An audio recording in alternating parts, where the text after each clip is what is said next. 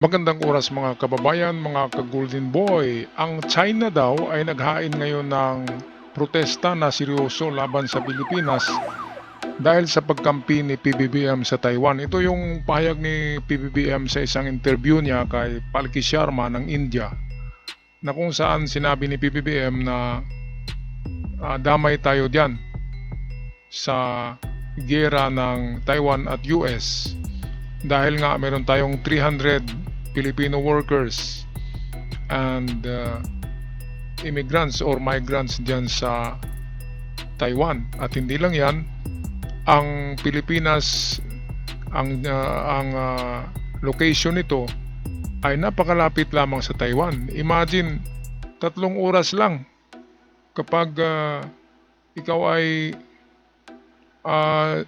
papunta ng Taiwan na baya sa eroplano. At napakalapit lang talaga ng Taiwan sa Northern Luzon. Kaya yun ang sabi ni PBBM na hindi yan maiiwasan, damay talaga tayo.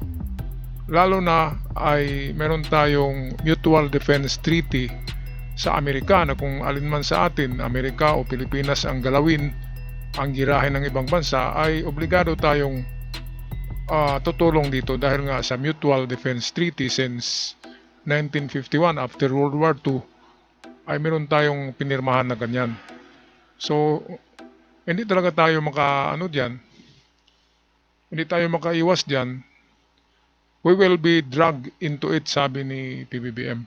Kaya narito ang ulat courtesy sa atin ng Bumbo Radio. Atin panoorin. Naghain ng serious protest ang China matapos ang naging pahayag ni Pangulong Ferdinand Marcos Jr. kaugnay sa posibleng pakikialam ng Pilipinas sakaling sumiklab ang Taiwan invasion. Sa isang statement na giniit ni China Foreign Ministry spokesperson Guo Xiaokun na ang Taiwan ay hindi umano may pagkakailang parte ng China at ang pagresolba sa isyu sa Taiwan ay isa anyang usapin para lamang sa China kahit wala dapat anyang makialam dito. Teka, sandali, react na tayo diyan sa sinabi na walang makialam. Bakit ba palaging sinasabi ng Taiwan na migdat ng China, na parte ng China ang Taiwan? Ayaw na nga ng Taiwan. Ang Taiwan ay isang independent republic na. Tumiwalag na yan. Meron nang nangyaring revolusyon noon, kaya nga nagka-revolusyon ang nagipagira ang Taiwan sa China noon at nagkasundo na bigyan ito ng pangsarili or independence dahil nga ayaw na ng mga tao sa Taiwan na magpasakop pa sa China. Ngayon palaging sinasabi ng China na parte nila ang Taiwan. Noon pa yun sa panahon ni Kupong-Kupong, pero nasa tayo ngayon, modernong panahon na hindi na gano'n na kapag ayaw na sa'yo, wag mo nang habulin. Ngayon katulad din sa Pilipinas, sinasabi pa rin ng China na tayo'y probinsya nila. Kaya nga kinokontrol tayo, kung anong galaw natin ay kukontrolin tayo dahil akala nila na yung sinabi ni Duterte noon na sa kanya na ang Palawan at WPS, akala ng China ay ganun pa rin sa ngayon na si PBBM na ang presidente. Napakakitid naman ang utak ng presidente na yan ng China, di ba? Taiwan, ayaw na nga sa kanila, mayroon na ngang prime minister ang Taiwan mayroon ng presidente diyan. Bakit aagawin pa nila ng pilit? Kaya nga naghanda ang Taiwan ngayon Kompletos ricados na ng kagamitan sa giyera. Ang kulang lang sa Taiwan ay kanilang sundalo kasi maliit lang sila na bansa. Kaya sa Mutual Defense Treaty ng Amerika at Pilipinas, nakasaad doon na alinmang bansa, Pilipinas ba o Amerika, ang nasa binggit na giyera or giyera, ay handang tumulong ang isa. Ayan, kaya kung may giyera ang Amerika sa China dahil sa Taiwan, ay kaladkad talaga tayo diyan dahil atin ka defense treaty ang Amerika. Kasi kung agawin naman ng China ang WPS at girahin tayo, nandiyan naman ang Amerika. Parang give and take lang yan Mga kababayan, ngayon, bakit magprotesta ang China? Natatakot siya, di ba? Natatakot na siya dahil alam niya na meron na tayong mid-range missiles. Ang mga mid-range missile na ito, mga hypersonic ito, galing ng Amerika at India. At nagdagdag pa tayo siyam na daw ka-battery. Siyam na ka-battery ng BrahMos missile ang bibilin pa ni PBBM dagdag sa 3 batteries na meron na tayo. Sa isang battery yata na sinasabi ay mayroong 14 o 15 ka-missiles ang laman yan. Okay, so balik tayo sa balita courtesy ng Bumbo Radio. Din ng China na ang Taiwan ay parte ng kanilang teritoryo at nagbantang gagamit ng puwersa para mapasailalim ito sa kanilang kontrol.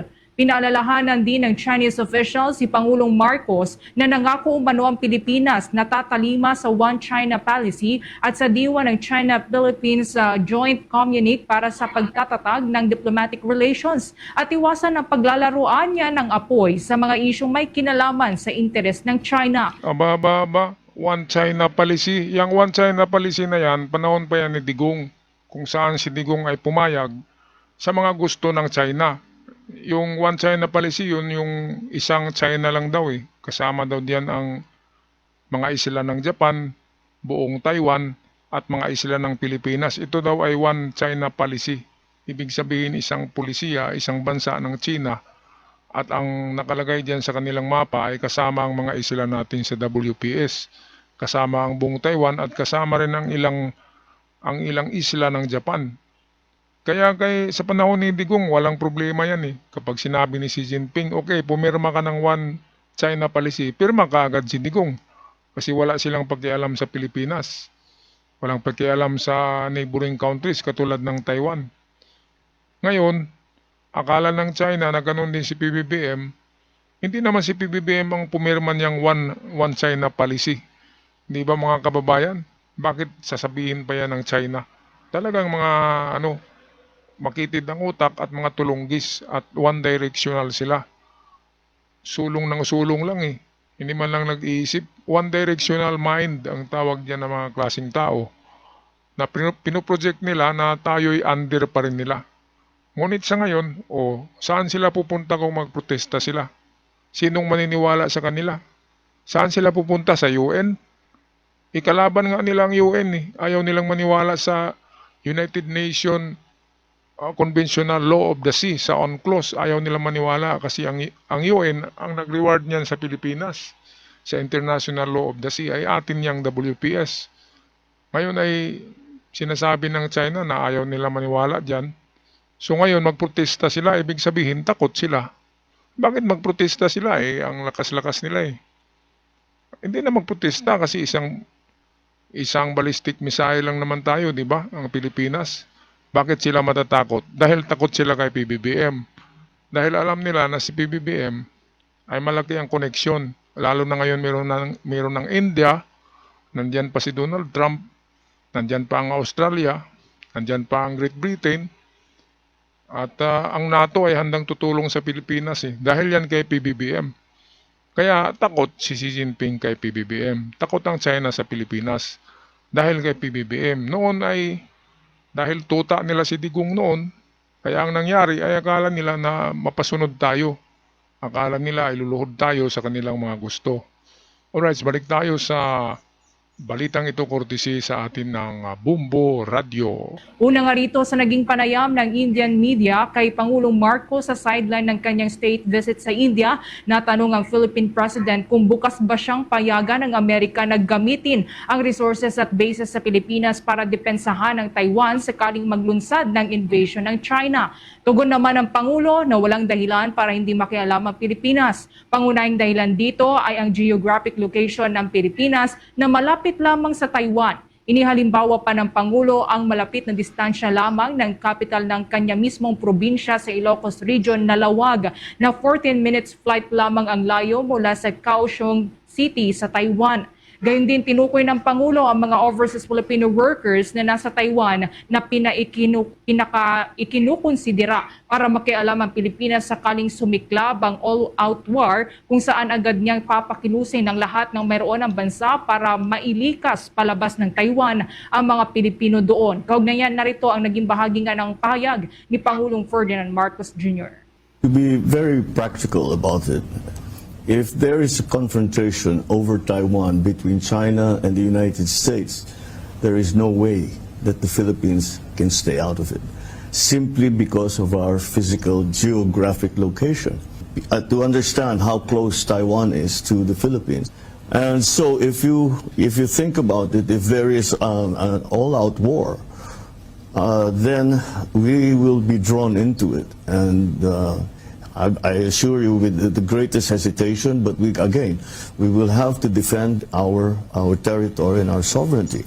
Furthermore, there are many Filipino nationals in Bahayag po yan ni Pangulong Ferdinand Marcos Jr. kaugnay sa posibleng invasion sa Taiwan. Ayan, so klarong-klaro mga kababayan ha, ang sinabi ni PBBM na we will be dragged into it or we will be drawn into it dahil nga sa physical location ng Pilipinas na talagang napakalapit lang, 14 minutes lang pala sa eroplano. Sabi ko kanina 3 hours. 3 hours pala kapag bangka. Pero kapag eroplano ay nasa 15 minutes, ang lapit-lapit lang Kaya tingnan natin sa mapa, nandyan lang sa unahan ng Batanes, ang Taiwan. Kaya dito, mga kababayan, magdasal na lang tayo, isa't isa sa ating mga bahay, na sana hindi matuloy ang giyera na yan. Pero sa tingin ko, hindi talaga yan matuloy, dahil sa nakikita na ngayon ng China na napalibutan na siya. Napakarami ng EDCA site sa Pilipinas, nasa 12 na nung una 9, ngayon 12 na EDCA sites. Lahat yan ay mayroong mga ballistic missiles ng Amerika, may range missile at mayroong mga eroplano sa bawat base, mga jet fighters. Kaya tatlong mayroong 6 na Spirit B-2 bomber ang Amerika na may dala na pinakamalaking nuclear bomb sa buong mundo ngayon. Walang ibang merong ganong capability na stealth bomber kundi Amerika lamang. So tatlong stealth bomber lang, tapos na ang China. Yan ang katotohanan. Kaya wag gawin ng China ang pag-atake sa Taiwan, dahil kapag madamay tayo at lalaki ang perwisyo ng giyera, kapag uminit ang ulo ni Donald Trump, alam naman natin kung anong ugali ni Donald Trump.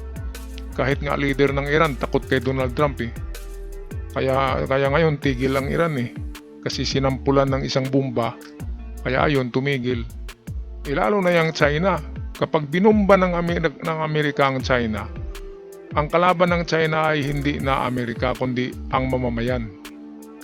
Yan ang katotohanan, mga kababayan. Kapag binumba ang China, ang mga tao ang sisihin ay si Xi Jinping dahil sa ginagawang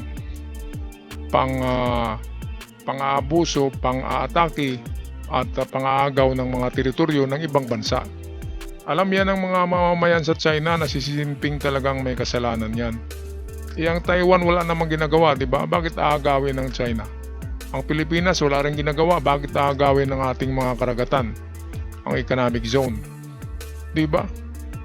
Sigurado yan na kapag inatake nila ang Taiwan, ay kasama na rin ng Pilipinas na magpadala sila dito ng kanilang mga barko at eroplano.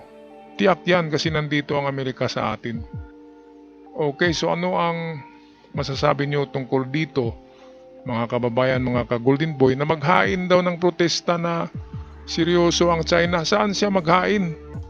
Ang NATO nga, hindi niya nirirespeto Ang International Court ay nasa NATO or NATO. Kaya saan siya maghain ng protesta? Di sa sarili niya. Maghain sila sa Russia. Anong gagawin ng Russia? Takot nga ang Russia sa Amerika Sino pa bang kapanalig ng China? Di ba? Russia lang tsaka Korea. Doon sila maghain ng protesta kay kay Teddy Bear, yung matabang Koreano, kay Kim Jong-un. Wala, kasi ang International Court nakabase sa Europe. Yan yung UN. Ba't makikinig ang UN sa kay Xi Jinping? Si Xi Jinping nga ayaw maniwala sa batas ng karagatan na gawa ng United Nations. So walang silbi ang protesta na yan.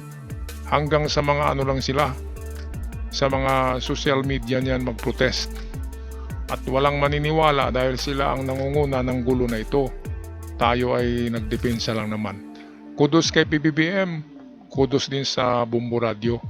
At dito sa magandang ito, Parky Sharma. idol natin, idol ko, idol nyo, mga kababayan. Ako'y magpaalam na. Huwag kalimutan mag-subscribe, paki-comment sa ating comment section at maraming salamat sa lahat.